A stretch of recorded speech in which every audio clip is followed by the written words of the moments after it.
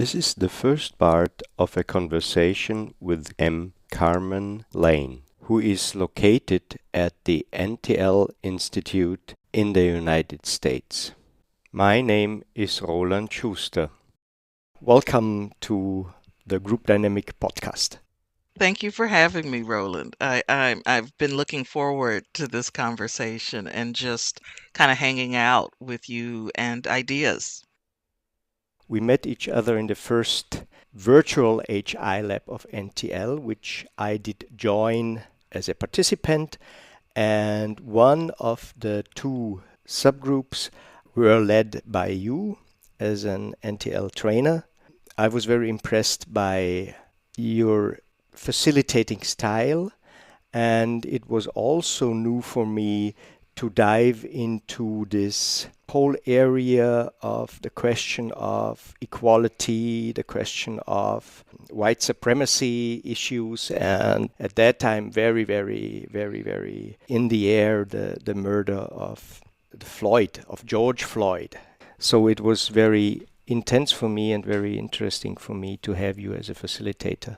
And and I thought this might be a good starting point to talk about how you see the facilitating of a group, first of all from your personal point of view, and second of all maybe whether there is an NTL idea of facilitating aside of the personal facilitating style. I've been a learner in the system of NTL for so long. I'm not clear what my personal perspective is about groups beyond the ways in which that body of knowledge has influenced me. But at its most fundamental, I think the role of the intervener, the trainer, the facilitator, is to have the capacity to be in the here and now and hold the whole of the group. Mhm. And if you don't have a curiosity and interest in being able to love the group enough to hold the complexity of the microcosm of our world that is present with that 8 to 12 people, those 16 people, those 35 people, whatever the number is, then perhaps you're not the person in the moment to be doing that work. And so my curiosity is also rooted in an assumption that whoever is present represents the microcosm of the whole in the moment of who we are as human beings. And so all of these other identifiers are data points that give information about standpoint, about how someone is entering, about how they connect individually in relationship to a group. But my job in the moment is to be present for any possibility of how someone chooses to show up or not show up and support their interest in learning about self in relationship to others. Okay. Let me point out this expression to be present for our listeners. And also for myself, because I myself just ask myself, what do you mean by this presence? Mm. I think for me, to be present is different than presence. Presence is one thing that we bring, that is an expression of how we are present. For me, it's a form of embodiment that has me in a place of self-awareness in the here and now, mentally, emotionally, physically, spiritually, psychically, energetically, to what's being evoked and provoked in me by the group that I'm with, what I'm tracking and taking in at every level of system, who the group members are, what their learning goals are, what their interests are, what their silence evokes in me, how they're holding their bodies, um, in a virtual context, what's their background, what's their sound setup, you know, what is going on, that I am noticing, not generating meaning yet from it, but Mm, what am I noticing that mm, informs how I am showing up in my body mm, in mm, a way that encourages the group to start doing work at the group level, to mm, become a group, to become connected and curious about their interconnectivity. So for me, how I use myself in relationship to the dynamics that are starting to bubble up and rumble around me mm. is the and my capacity to create a container for those early rumblings is what I mean when I say to be present. Okay, all right, all right. And when you say container for the early rumblings, Mhm. so there is, as far as I remember, when I watch boxing events, then get ready to rumble is such a saying there. So rumbling Yes, means that yes. people sort of get in touch with each other in a, let's say, in a way that might include some aggression in the context of fighting, but not physically, but at least fighting on standpoints or fighting on word views or something like that. Is that what you mean by rumbling? Well, I love that you're using boxing as a metaphor because, I'm a Gestalt practitioner, and Mm, so I think boxing is a wonderful kind of example of the cycle of experience, right? So what I mean by rumblings is that there are some sensations that we come into contact with when we enter something new in service of getting to a place of contact, right, with the other.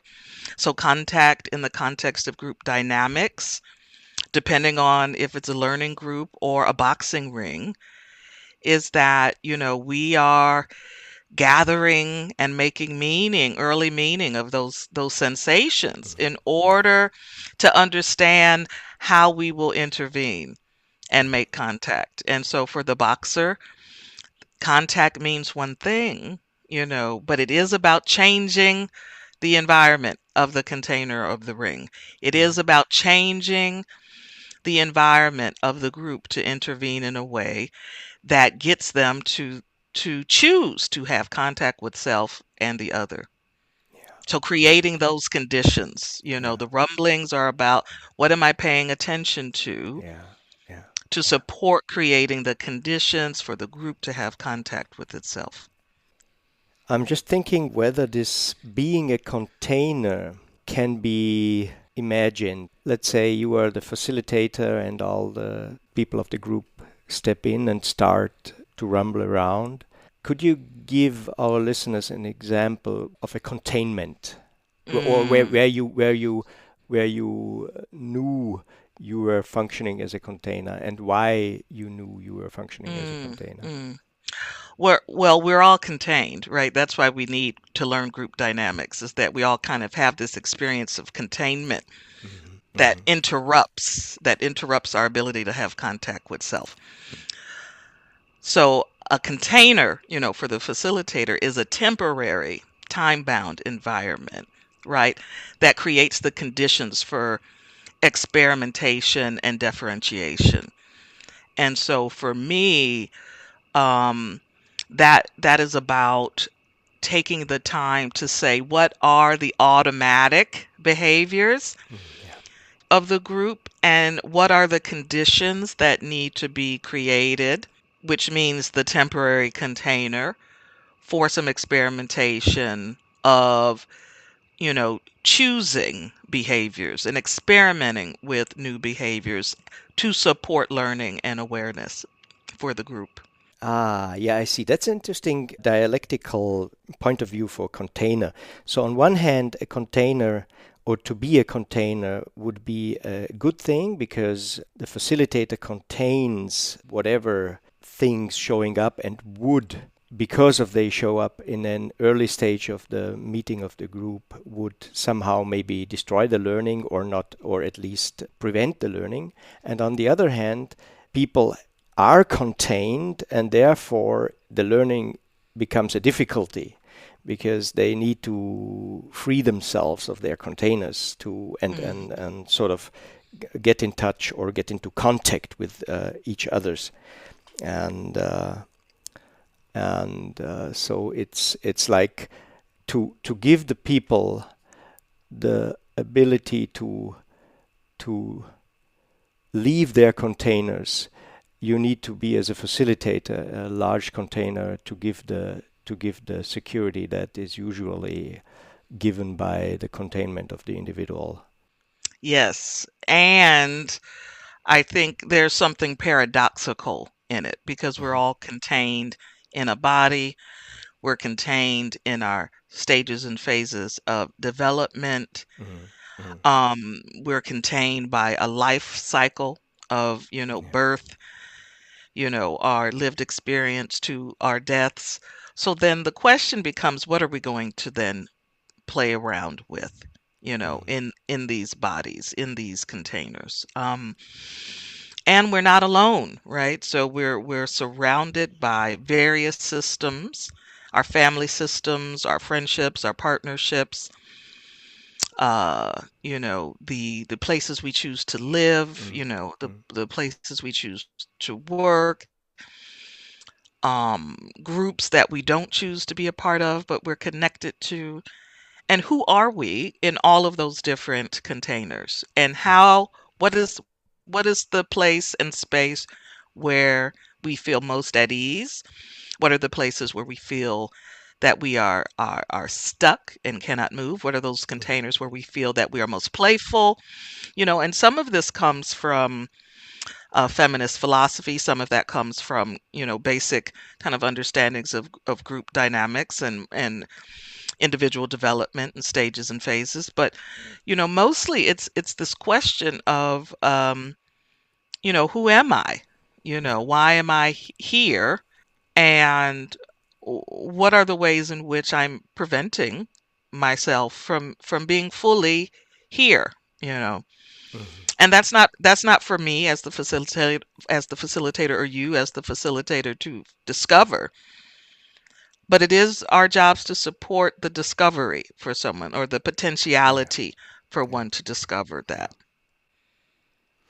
And I remember vividly you once, in the process where I was in, had this expression of choice points. And you, in our talk so far, already mentioned that there is one endeavor to show people that maybe there is an automized behavior, and maybe if one is able to step out of this automized behavior into a here and now and into the community of the training group or of the group in the NTL HI lab and explore choice points.